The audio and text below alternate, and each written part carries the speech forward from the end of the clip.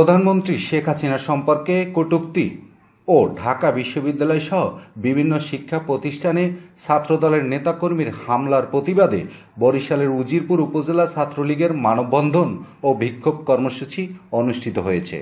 সকালে উজিরপুর সদর রোড বাস স্ট্যান্ডে উপজেলা ছাত্রলীগের সভাপতি ও পৌর কাউন্সিলর অসীম ঘরামির সভাপতিত্বে এ মানববন্ধন অনুষ্ঠিত হয়।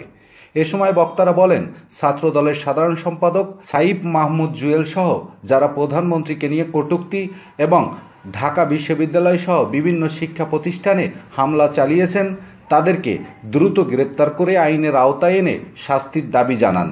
দ্রুত আইনের আওতায় না আনা হলে আরও কঠোর কর্মসূচির ডাক দিবেন বলে জানান তারা।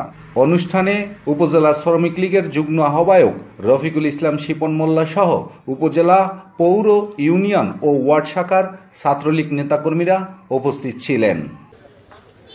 অংশগ্রহণ করেছেন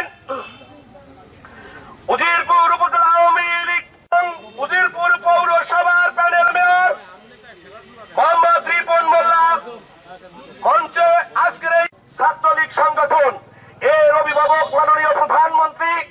এর অভিভাবক আপনারা জানেন 1948 সালে গঠন করেছিল জাতির পিতা বঙ্গবন্ধু শেখ মুজিবুর রহমান। আমাদের নির্দিষ্ট স্থান, নির্দিষ্ট সার্বভৌমত্ব, নির্দিষ্ট পতাকা আছে। যারা স্বৈর শাসন দিয়ে ক্ষমতা আসতে চায় তাদের দল কখনো গুছানো থাকে না, আপনারা জানেন। তাই আজকে উজিরপুর উপজেলা ছাত্রলীগ, আপনারা সবাই জানেন যে আমাদের মাননীয় প্রধানমন্ত্রী আমাদের বরিশাল দক্ষিণ অঞ্চলের তথা দক্ষিণ অঞ্চলের মানুষের জন্য আশীর্বাদ নিয়ে এসেছেন পদ্মা সেতু। সেই 25শে জুন পদ্মা সেতুর শুভ উদ্বোধন ঘোষণা করবেন এবং আজকের এই সভার সমাপ্তি ঘোষণা করছি। জয় বাংলা, জয় বঙ্গবন্ধু। Desk report 26 television.